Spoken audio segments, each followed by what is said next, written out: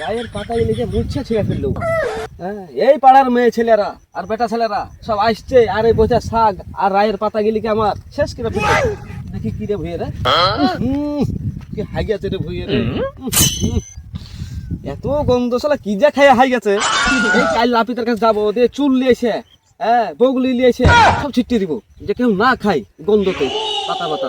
হ্যাঁ ছাগল টাগল লিয়ে, হ্যাঁ এগুলো এই ছাগল খেয়েছে, এই ছাগল খেয়েছে, এই মাংস ছিঁড়েছে, এখন হাইগা খায়।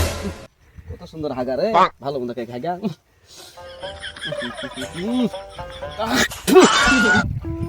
ও কালাম ভাই, কি করছো গো? কোন জায়গা রে?